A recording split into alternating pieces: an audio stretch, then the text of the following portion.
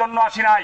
আমি যদি পারি আমার নিজের অর্জন করা রক্ত ঘামানো পয়সা দিয়ে কোনো মেহনতি শ্রমিকের, অবহেলিত শ্রমিকের পাশে আমি থাকতে পারি, তবেই আমি ধন্য হব একজন শ্রমিক নেতা হিসাবে। আমি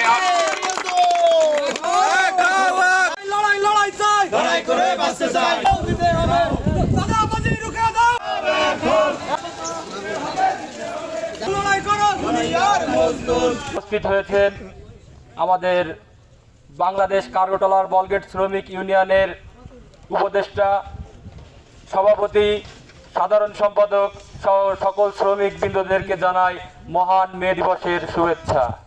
নদীপথের যে সমস্যাটি, আমরা চলতে গেলে দুই সাইডে জাহাজ বাঁধা রাখে, আসা যাওয়া অনেকই আমাদের কষ্ট হয়। মাঝে মধ্যে মাস্টাররা গালাগালি করে, তারপরে আমরা যাই ভাই বন্ধু ডাইখা। আমরা বারে বারে বলি, আমি আমাদের প্রশাসন বাইরেও বলছি, ভাই আমাদের নদীটা আপনারা একটু ক্লিয়ার করে রাখেন। আমরা সংগ্রামী সাথী ভাইরা, সরকারের কাছে আমাদের 12 দফা দাবি ইতিমধ্যে দেওয়া হয়েছে। তার ভিতরে একটি দাবি হলো ডান্ডা সুগান বডির যে শ্রমিকেরা মারা যান তাদের কোনো নিরাপত্তা নেই। সেজন্য আমাদের বাংলাদেশ কার্গো ট্রলার বলগেট শ্রমিক ইউনিয়নের কেন্দ্রীয় কমিটিতে এই আলোচনা ও আয়োজন হয়েছে। এই আয়োজনে বলা হয়েছে যে শ্রমিক মারা যাবে তাদের প্রত্যেকটা পরিবারকে 10 লক্ষ করে টাকা দিতে হবে। শ্রমিক শ্রেণী যে নির্যাতিত, সমগ্র জীবন যে তাদেরকে সংগ্রাম করে তাদের জীবিকা নির্বাহ করতে হয়, তার একটি উজ্জ্বল প্রমাণ, উজ্জ্বল দৃষ্টান্ত আজকের এই মহান মে দিবস। আমার মনে হয় পৃথিবীতে সকল জাতি আর কোন দিবসকে এইভাবে উদযাপন করে না।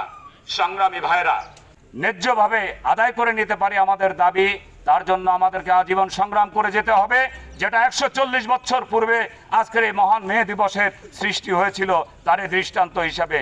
আপনারা ভাববেন না আমি শ্রম বিক্রি করেছি, আমার এই শ্রমের বিনিময়ে যে প্রাপ্যটা আছে সেটা আমরা নির্বিঘ্নে পাইতে পারি। কিছু দালাল চক্র আছে যারা আমাদের মাঝে শ্রমিক সেজে আমাদের মতো, আমার মতো শ্রমিকের প্রতিনিধিত্ব করে আমরা মালিকের দালালি অনেক সময় করে থাকি। সামান্য স্বার্থের কারণে বৃহৎ স্বার্থ জলাঞ্জলি দেই। কষ্টের সাথে আমি তাদেরকে বলতে চাই, আসুন শ্রমিক সেবা করি, নিজের অর্থ খরচ করে শ্রমিকের পাশে, মেহনতি মানুষের পাশে দাঁড়াই নিজের অন্তর থেকে। পহেলা মে আমি নওপাড়া নৌবন্দরের এইখানে দাঁড়িয়ে আমি সকল প্রশাসন সহ নওপাড়ার সকল ব্যবসায়ী মহল ও স্থানীয় বিজ্ঞ সুধীজনদের দৃষ্টি আকর্ষণ করে বলতে চাই, যদি এই নদী বাঁচে নওপাড়া বন্দর বাঁচবে, যদি নদী না বাঁচে নওপাড়া বন্দরকে নওপাড়া থেকে সরানোর একটা চক্রান্ত চলছে, যেটা দীর্ঘদিন ধরে আমরা জানছি। সূক্ষ্ম এই বীজ আপনারা যারা বপন করছেন, আমি তাদের উদ্দেশ্যে বলতে চাই, আপনাদের এই নীল নকশা নওপাড়া নৌবন্দরকে নওপাড়া থেকে স্থানান্তর করার যত বড় পায়তারা আছে ইনশাল্লাহ আমরা রুখে দেবো নওপাড়াবাসী। আমার নওপাড়া নৌবন্দর নিয়ে কোনো চক্রান্ত হলে তার বিরুদ্ধে যে কোনো রকম প্রতিবাদ মুখর কার্যকলাপের সাথে আমরা প্রস্তুত থাকবো আপনাদের সাথে। নওপাড়া নৌবন্দরকে বাঁচান, নদীকে বাঁচান।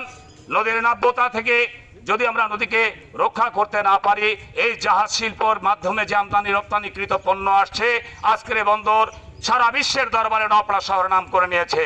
যে কারণে 3টি পথ, রেলপথ, নৌপথ, নদীপথ, যা বাংলাদেশের বিরল একমাত্র স্থান নওপাড়া নৌবন্দর। আমরা এই বন্দরকে সুন্দরভাবে পরিচালনা করব।